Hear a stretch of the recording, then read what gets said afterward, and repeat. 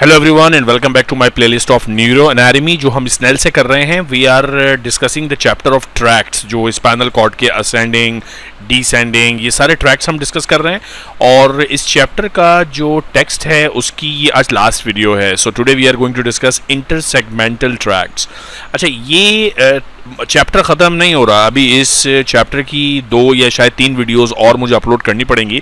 उसका रीज़न ये है क्योंकि जब ये टॉपिक ख़त्म हो जाएगा, जब टेक्स्ट ख़त्म हो जाएगा, तो स्टार्ट होंगे clinical notes which are extremely important. For example, अगर स्पाइनल कॉर्ड का एक पर्टिकुलर सेगमेंट डैमेज होता है तो क्या उसके सिम्टम्स होते हैं। लोअर मोटर न्यूरॉन अगर अफेक्टेड हैं किसी डिजीज़ में, then what happens. Upper motor neuron, spinal cord में अगर कंप्लीट ट्रांजैक्शन है, या एंटीरियर कॉर्ड डैमेज हुई है, या lateral cord Brown Sequard syndrome. So there are lot of syndromes that we have to discuss. तो क्लिनिकल नोट्स जो हैं इस चैप्टर के, they are very very important और काफ़ी लेंदी हैं। सो 2 से 3 मुझे वीडियोस और बनानी है अभी इस चैप्टर की। But today we are going to complete the text of the chapter. So ascending tracts हम डिस्कस कर चुके हैं सारे, डिसेंडिंग ट्रैक्ट्स हम डिस्कस कर चुके हैं सारे। और जनरल कॉन्सेप्ट ये है कि जो असेंडिंग ट्रैक्ट है, they carry sensory information from periphery of the body to the higher centres. और जो डिसेंडिंग ट्रैक्ट्स हैं, they bring upon motor information from the higher centres to the organ जहाँ पे एक एक्शन होगा। So the ascending tracts are sensory and the descending tracts are motor. आज का जो टॉपिक है that is intersegmental tracts. अब ये जो intersegmental tracts है, इसका नाम आप देखें ज़रा, intersegmental यानी it's between the segments. Now there are so many different varieties of intersegmental tracts, जिसमें से एक वैरायटी है जिसको हमें आज थोड़ा डिटेल में डिस्कस करना है, that is called the reflex arc। अभी पढ़ते हैं इसके बारे में, but let us first try to understand कि intersegmental tracts क्या होते हैं। So short ascending and descending tracts that originate and end within the spinal cord exist in the anterior, lateral and posterior white columns. Now spinal cord की arrangement हमने already discuss की हुई है। So if this is the, so इसमें हमको पता है कि spinal cord में there is an anterior bed, there is a lateral bed, there is a posterior bed. So ये जो white columns हैं, इसमें there are some neurons which make connections with each other and they stay within the spinal cord. देखो, बात यह है कि हमने जब ascending tracts डिस्कस किए थे तो उसमें हमने बात की थी कि पेरिफेरल ऑर्गन से न्यूरॉन आएगा, फर्स्ट ऑर्डर न्यूरॉन, फिर वो न्यूरॉन असेंड करेगा यूजुअली क्रॉस करके spinal cord, second order neuron, फिर वो न्यूरॉन साइनेप्स करेगा एक और न्यूरॉन के साथ जिसको हम कहते थे थर्ड ऑर्डर न्यूरॉन, जो हायर सेंटर्स तक जाएगा। तो जो पूरा असेंडिंग ट्रैक था, it involves from the periphery to the spinal cord to the higher centres. यानी अगर मैं आपसे ये पूछूं कि क्या ascending tract only spinal cord में लिमिटेड था, तो जवाब है नहीं। बिल्कुल इसी तरह डिसेंडिंग ट्रैक्ट्स हमने जितने भी पढ़े, ऑल द डिसेंडिंग ट्रैक्ट्स, उन सब में the message starts from the higher centres which is called the first order neuron, then there was a second order neuron, then there was a third order neuron जो spinal cord से exit करता है।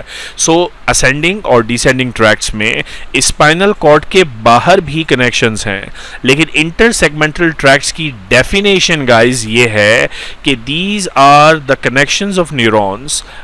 Either they are also ascending or descending depending upon. So for example, if this is the spinal cord, it is possible that एक neuron इस तरह से ascending information लेके जा रहा है, एक न्यूरॉन descending information.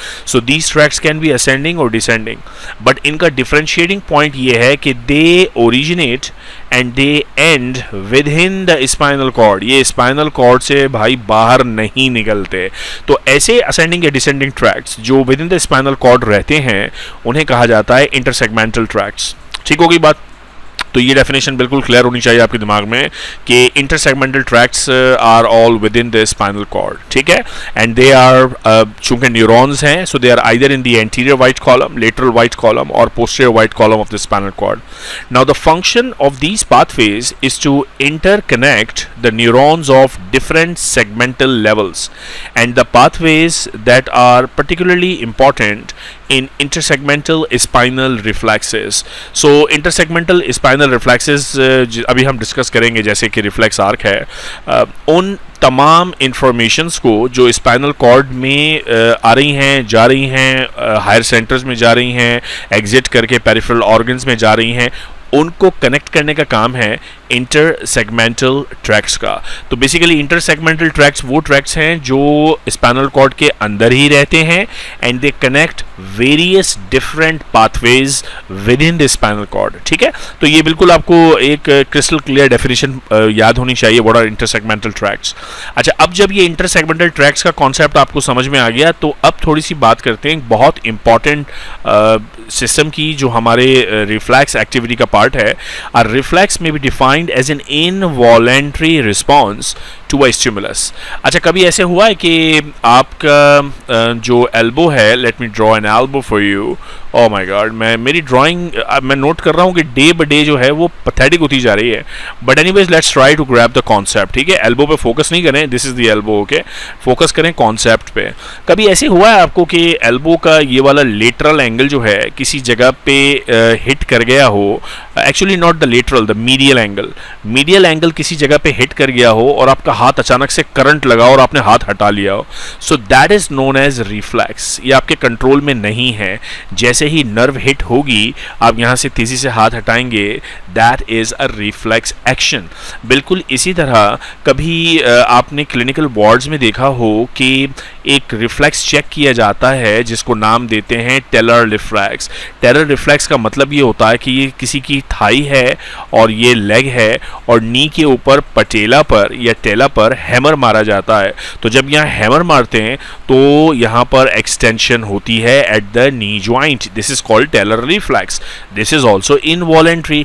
जो रिफ्लेक्सेस हैं दे आर ऑल इनवॉलेंट्री, यानी यहाँ आप किसी एक रिसेप्टर पर हिट करोगे, जैसे ही हिट करोगे कोई एक्शन होगा, वो एक्शन या तो फ्लेक्शन होगा या एक्सटेंशन होगा, ऐसे एक्शन को हम नाम देते हैं रिफ्लेक्स एक्शन। ठीक है, सो रिफ्लेक्स में भी डिफाइंड एज इनवॉलेंट्री। एक रिफ्लेक्स एक्शन की डेफिनेशन का बेसिक कंपोनेंट क्या है कि it has to be involuntary response to a stimulus, यानी कोई ना कोई स्टिमुलस होगा। अभी मैंने जो दोनों एग्जांपल्स आपको बताई, यहाँ पर आपको एल्बो पर मीडियल साइड पर कुछ हिट होगा, सो दैट्स द स्टिमुलस।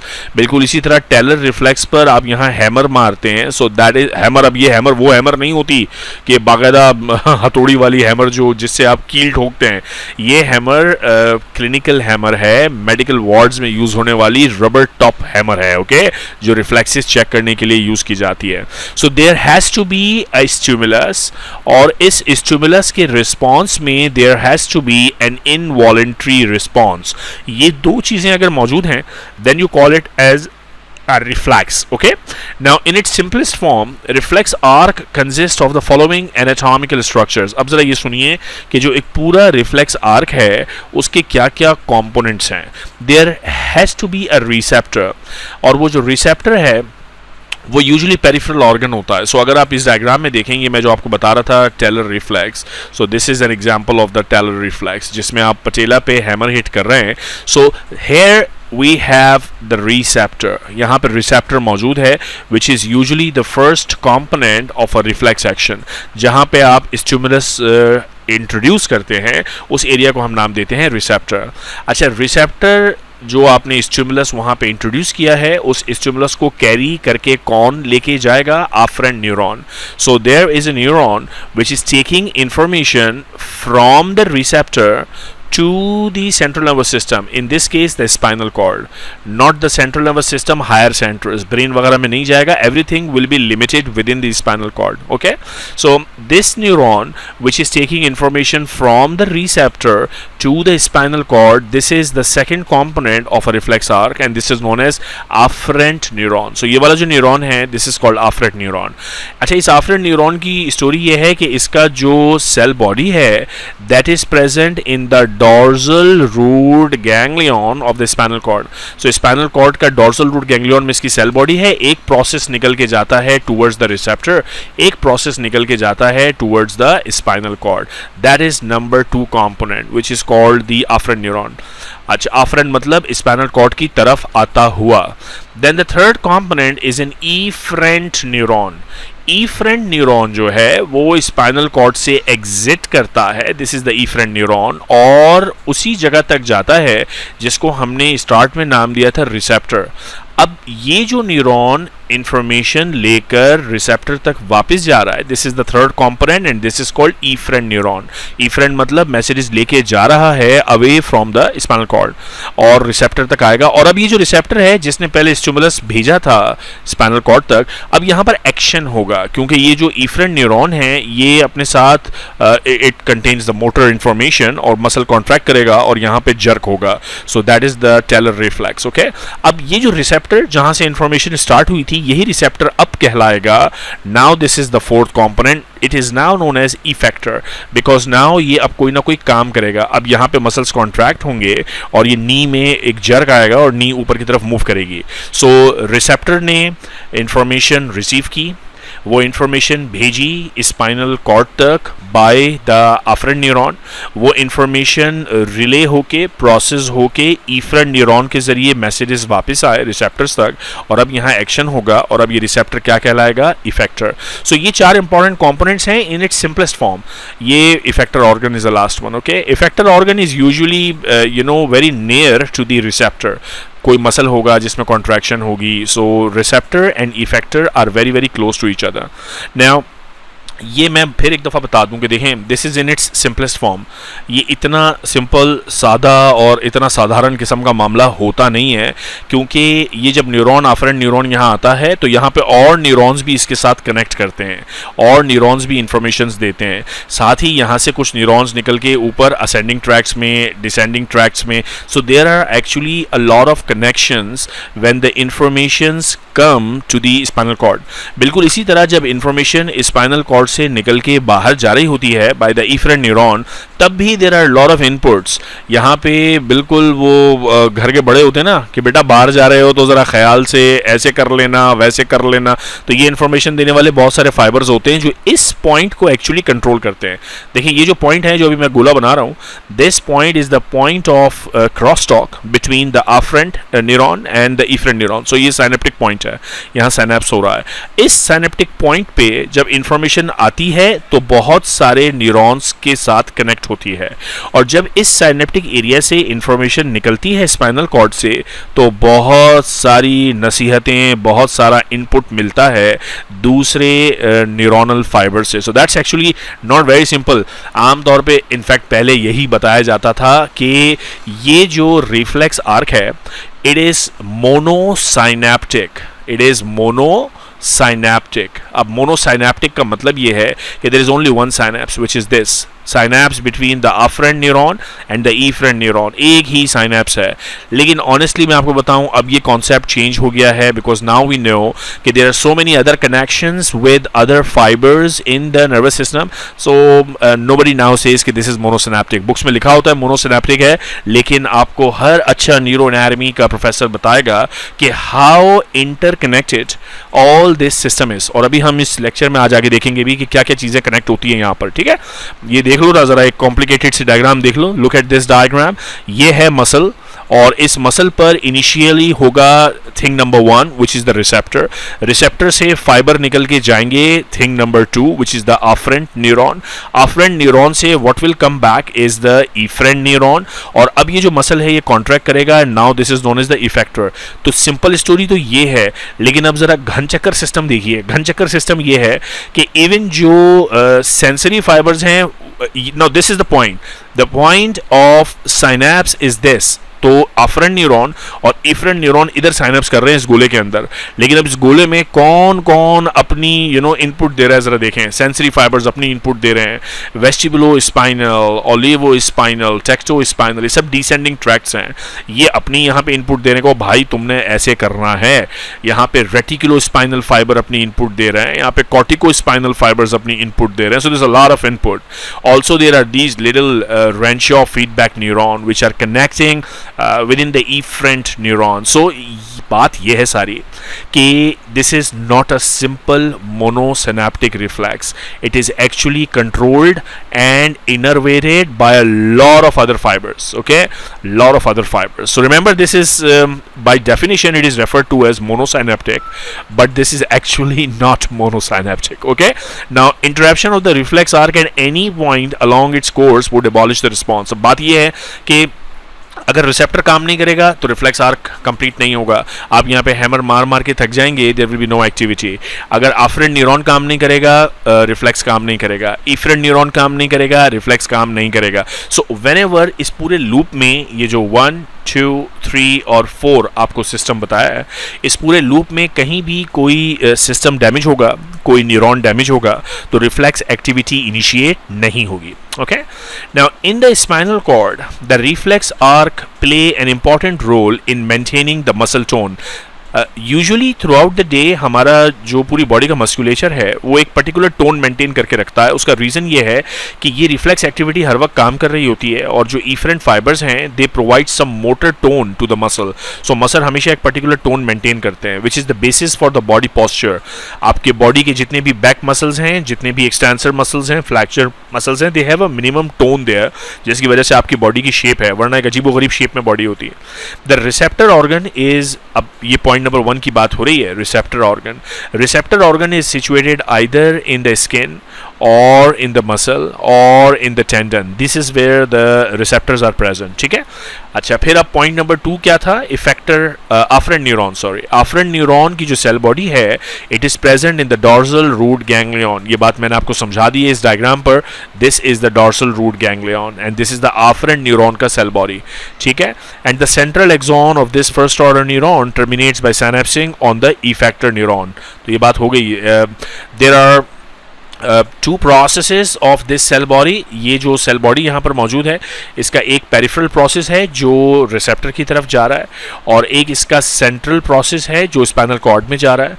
जो सेंट्रल प्रोसेस है, ये कौन सा न्यूरॉन था? This is known as afferent neuron. Afferent neuron का जो सेंट्रल प्रोसेस है वो एक्चुअली साइनेप्स करता है इफरेंट न्यूरॉन के साथ। ठीक है। सो ये बात यहाँ पे लिखी हुई है कि इट central process या central axon of this first order neuron terminates by synapsing on the effector neuron। अब ये जो afferent neuron है, इसी को नाम ये लोग दे रहे हैं first order neuron का भी, क्योंकि this is the first neuron ना, receptor से जो पहला neuron निकला है that is the first order neuron। Since the afferent fibers are of large diameter and are rapidly conducting, and because of the presence of only one synapse, a very quick response is possible। इसलिए जो reflex activity है that is very very quick, because fiber बहुत बड़ा है। synapse जो major synapse है वो एक ही है, although और connections भी हैं, but एक major synapse है। Now physiologic study of electrical activity of the effector neuron shows that a prolonged asynchronous discharge follows very quick monosynaptic discharge. The reason for this later discharge is that the afferent fibers entering the spinal cord frequently branch, and the branches synapse with many internuncial neurons. ये देख रहे हैं आप, ये बात यहाँ पे ये हो रही है कि जो afferent फाइबर एंटर होता है, it actually synapse with a lot of neurons. These additional neuronal circuits prolong the bombardment of the effector neurons after the initial stimulation of the afferent has been ceased. The presence of the internuncial neuron also results in the spread of the afferent stimulus to neurons at different segmental. So बात वही है जो मैं अभी थोड़ी देर पहले बता रहा था कि जब afferent neuron आता है तो वो सिर्फ सिंपल एक efferent के साथ synapse नहीं करता, it synapse with a lot of internuncial neurons. So if you look at this diagram for example, suppose here is the peripheral muscle और यहाँ पे मौजूद होगा number 1। number 1 बोले तो रिसेप्टर, यहाँ पे मौजूद होगा रिसेप्टर। इस रिसेप्टर से निकलेगा नंबर 2। नंबर 2 बोले तो afferent न्यूरॉन। ये रहा afferent न्यूरॉन का सेल बॉडी, ये रहा उसका पेरिफेरल प्रोसेस, ये रहा उसका सेंट्रल प्रोसेस। देखो जो सेंट्रल प्रोसेस है वो नंबर 3 के साथ साइनेप्स करेगा इस जगह पर। नंबर 3 क्या है? नंबर 3 है इफरेंट, और ये इफरेंट निकल के यहाँ पे सप्लाई करेगा, और अब ये बन जाएगा इफेक्टर, यहाँ कॉन्ट्रैक्शन होगी। सो 1 2 3 and 4। लेकिन जब afferent न्यूरॉन स्पाइनल कॉर्ड में आया तो afferent न्यूरॉन यहाँ आकर एक तो ये साइनेप्स बनाएगा efferent न्यूरॉन के साथ, लेकिन और ज़रा देखो, ये ऊपर गया, इसने फाइबर्स कुछ ऊपर भेजे, कुछ असेंड किए फाइबर्स, और किसी और न्यूरॉन के साथ साइनेप्स बनाया, फिर फाइबर्स और ऊपर भेजे, एक और साइनेप्स ये रहा, एक और साइनेप्स ये रहा, एक और साइनेप्स ये रहा। ओके, अब ये जो साइनेप्सिस बनाए हैं ये अपने न्यूरॉन्स, ये जो न्यूरॉन्स हैं ये एक्सॉन्स वापस इसी जगह भेज रहे हैं, देखो दोबारा यहाँ भेज रहे हैं जहाँ पे प्राइमरी साइनेप्स हुआ था between the afferent and the efferent. So these neurons are all known as internuncial neurons, और ये एक्चुअली जो efferent फाइबर है उसकी कैपेसिटी को इन्हांस करते हैं. सो द पॉइंट इज कि ये जो हमेशा हमें पढ़ाया जाता था पहले, हाय मैं भी अपने मेडिकल स्कूल में यही समझता था कि all the reflex action are purely monosynaptic. Guys they are not, they are not purely monosynaptic. क्योंकि ये सब साइनेप्स क्या हो रहे हैं, ये मोनोसाइनेप्टिक है? No, it is very complicated. There are a lot of internuncial neurons involve, there are lot of additional neuronal circuits involve. ठीक है, बात को आगे बढ़ाते हैं. Now that is a terminology which you have to understand. Law of reciprocal innervation, simple concept है. हम muscles में एक वर्ड यूज करते हैं एंटागोनिस्टिक मसल्स. ये बात कई दफा एनाटॉमी में डिस्कस होती है. एंटागोनिस्टिक मसल्स का बेसिक कॉन्सेप्ट ये है कि देखें, muscles are by and large present in opposite functional pairs. So for example मैं दोबारा यहाँ पे एक बड़ा अजीबोगरीब सा अपर लिम का आर्म और फोर आर्म बनाऊंगा. सो यहाँ पे मौजूद हैं बाइसेप्स. ठीक है, ये आपका हाथ है और यहाँ आप डंबल्स उठाते हैं. So now you have an orientation कि these are the biceps. So biceps जो हैं these are the flexor muscles, है ना. फ्लेक्सर मसल से यहाँ ट्राइसेप्स होते हैं, triceps are the extensor muscles. जब आप बाइसेप को इस तरह पुल करते हो तो आपका फ्लेक्सर कंपार्टमेंट कॉन्ट्रैक्ट होता है, ज़्यादा कॉन्ट्रैक्ट होता है, और एक्सटेंसर कंपार्टमेंट इसके मुकाबले में कम कॉन्ट्रैक्ट होता है. इसीलिए आपका जो फोर आर्म है वो इस डायरेक्शन में मूव करता है और एल्बो ज्वाइंट पर फ्लैक्शन होती है. लेकिन जब आप डंबल्स को वापस नीचे लेके आते हो, दिस इज कॉल्ड एक्सटेंशन. और एक्सटेंशन में आपका जो ट्राइसेप कंपार्टमेंट है यानी जो एक्सटेंसर कंपार्टमेंट है वो ज़्यादा कॉन्ट्रैक्ट होता है as compare to the flexor compartment. So at a time एक कंपार्टमेंट ज़्यादा कॉन्ट्रैक्ट होता है. This is called law of reciprocal innervation, which means कि when one muscle compartment is having major influx, the other one is not. वरना बड़ा अजीब हो जाता है यार. जरा सोचो, यहाँ से ये दोनों बराबर बराबर कॉन्ट्रैक्ट करते हैं तो आपका हाथ परेशान नहीं हो जाता कि मैं फ्लेक्स हूँ या एक्सटेंड हूँ. नेचर ने बड़ा प्यारा सिस्टम रखा है कि रेसिप्रोकल इनर्वेशन है. अगर फ्लेक्सर कंपार्टमेंट की इनर्वेशन स्ट्रांग है तो हाथ फ्लेक्स करेगा, अगर एक्सटेंसर कंपार्टमेंट की इनर्वेशन स्ट्रांग है तो हाथ एक्सटेंड करेगा. That sort of thing. Okay, इसे हम कहते हैं law of reciprocal innervation. Is important to understand in considering reflex skeletal muscle activity. Simply stated, it means that the flexor and the extensor reflexes of the same limb cannot be made to contract simultaneously. जो reflex की बात हो रही है कि एक वक्त में reflex या flexor muscles contract करेंगे या extensor. For this law to work, the afferent nerve fibers responsible for flexor reflex muscle action must have branches that synapse with the extensor motor neuron of the same limb, causing them to be inhibited.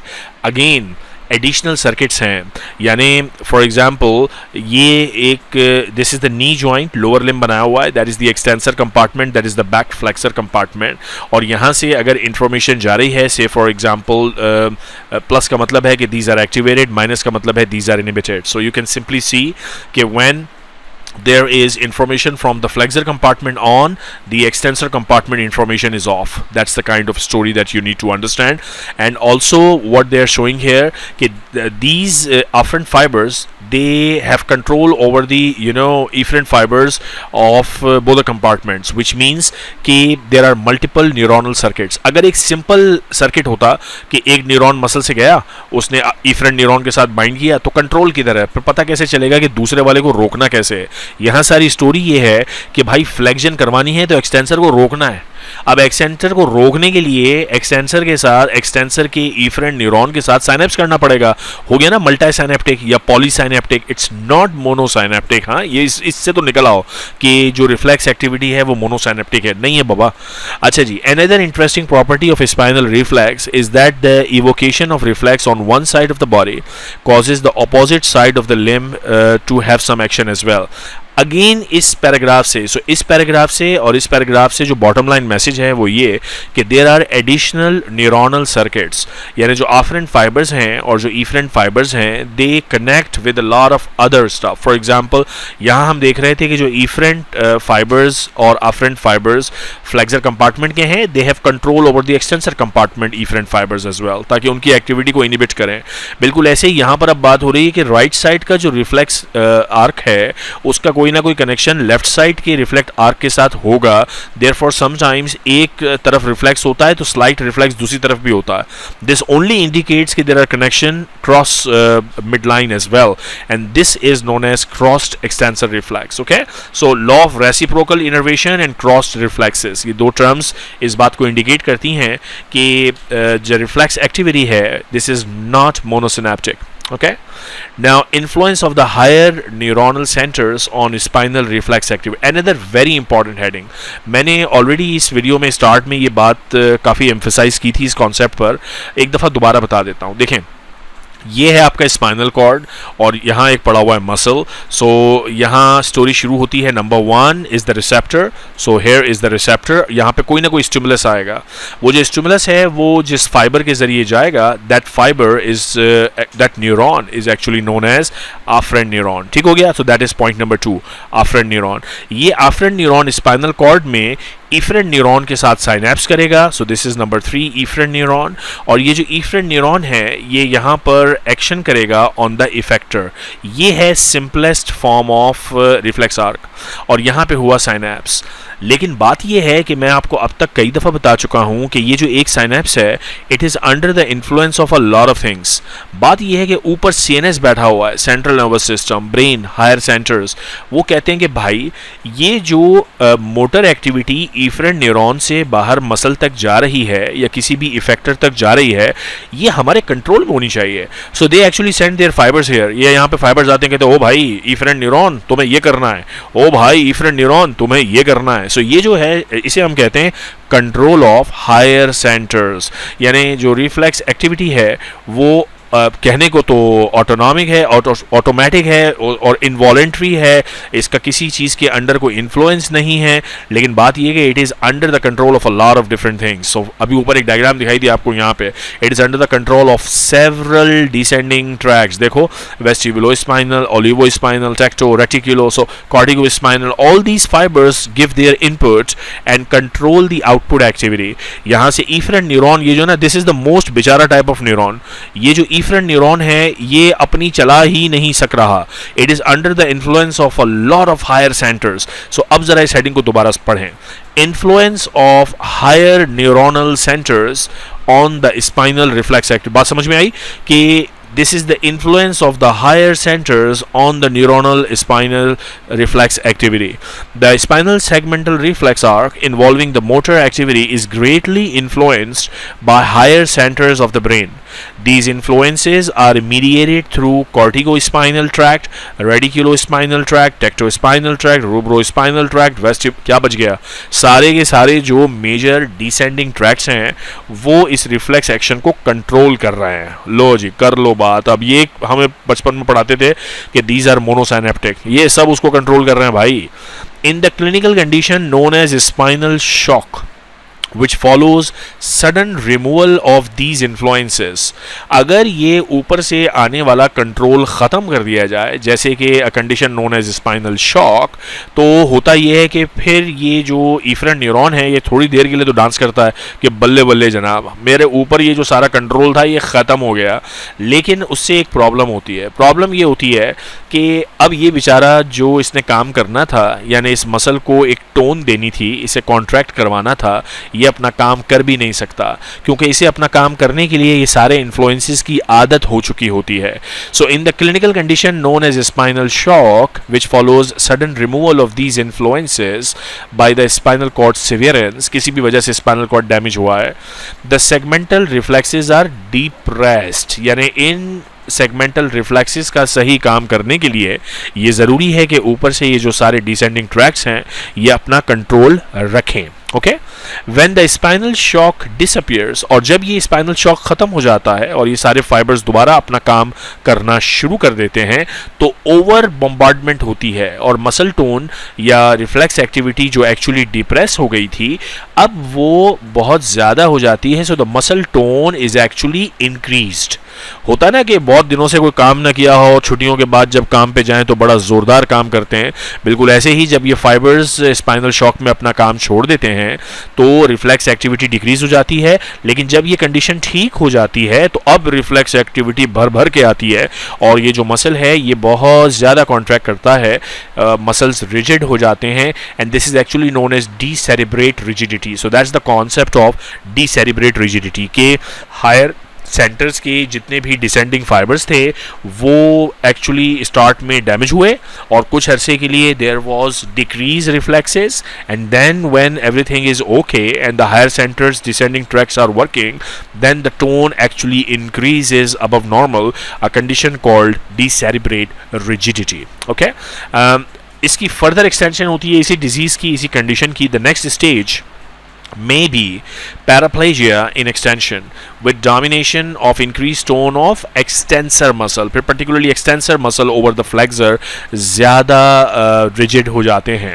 Some neurologists believe that this condition is due to incomplete severance of all the descending tracts, persistence of vestibulospinal tract which is important for extensor muscles, तो ये बच जाता है, इसीलिए extension ज़्यादा हो रही होती है, extension muscles ज़्यादा rigid हो जाते हैं। Okay, now should all the descending tracts be severed? अगर सारे डिसेंडिंग ट्रैक्ट डैमेज हो जाएं तो फिर फ्लैक्शन मसल्स ज़्यादा रिजिड होते हैं, and that condition is called paraplegia in flexion. यानी ले देखिए बात यह है कि अगर आपके पास पेशेंट इस तरह आता है कि उसकी जो रिफ्लेक्स एक्टिविटी है उसमें एक्सटेंशन मसल्स ज़्यादा कॉन्ट्रैक्ट कर रहे हैं, then it is an indication कि ज़्यादातर डिसेंडिंग ट्रैक्ट्स डैमेज हुए हैं, वेस्टिबुलो स्पाइनल ट्रैक्ट बच गया है। लेकिन अगर पेशेंट ऐसा आता है जिसकी रिफ्लेक्स एक्टिविटी जब आप इनिशिएट करते हैं, यहाँ पे हैमर लगाते हैं, तो फ्लैक्शन ज़्यादा रिजिडिटी आपको वहाँ मिलती है, ज़्यादा फ्लैक्शन मिलती है, that is then a indication कि जो डिसेंडिंग ट्रैक्ट्स हैं वो सारे के सारे डैमेज हो गए। लेकिन बात यह है कि ये तो अब आपको समझ में आ गया ना कि आपके हायर सेंटर्स कितना कंट्रोल करते हैं इस मोनोसाइनेप्टिक रिफ्लेक्स को। इन हायर सेंटर्स का कंट्रोल बहुत इंपॉर्टेंट है, ठीक है। Now the last bit, the Renshaw cells and lower motor neuron inhibition. Now lower motor neurons give off collateral branches as they pass through the white matter to reach the anterior roots of the spinal nerve. आपको पता है कि जो lower motor neurons हैं they will exit the anterior roots of the spinal nerve और ये जाकर अपने target organ पे motor supply पहुंचाएंगे। These collaterals synapse on the neurons described by Renshaw, which in turn synapse on the lower motor neurons. These internuncial neurons are believed to provide feedback on the lower motor neuron, inhibiting their activity. So basically जो lower motor neuron है इनका अपना auto feedback neuronal system एक मौजूद है जो इनकी activity को inhibit कर सकता है। Renshaw cells are basically internuncial neurons. Internuncial neurons का मतलब है वो neurons जो within the spinal cord मुख्तलिफ neurons को connect करते हैं। So that's here in the diagram मौजूद भी है। These are the small little feedback neuron called the Renshaw neurons, okay, and there are so many such neurons in the spinal cord. मेरा belief तो ये है कि उनमें से बहुत सौ का नाम अभी हमें पता भी नहीं है, उनमें से बहुत सौ का काम हमें अभी पता भी नहीं है, okay, because nervous system is such a complicated system of your body, it's still not fully understood, but anyways what we know is what we teach, okay. So that's all about the text of this chapter. अब next video से मैं start करूंगा clinical notes which are very very important about the ascending and descending tract injuries. हम देखेंगे कि posterior anterior nerve root lesions होते हैं तो क्या होता है, असेंडिंग ट्रैक्ट्स में इंजरी होती है तो क्या होता है, डिसेंडिंग ट्रैक्ट्स का इंजरी का पेशेंट किस तरह प्रेजेंट करता है, all this sort of very important clinical stuff. अभी इस वीडियो को यहाँ पे एंड करता हूँ, टेक्स्ट हमने कवर कर लिया। So we have done all the ascending tracts, we have done all the descending tracts, we have talked about the intersegmental tracts and spinal reflexes. So with this I finish this video here, take care of yourself.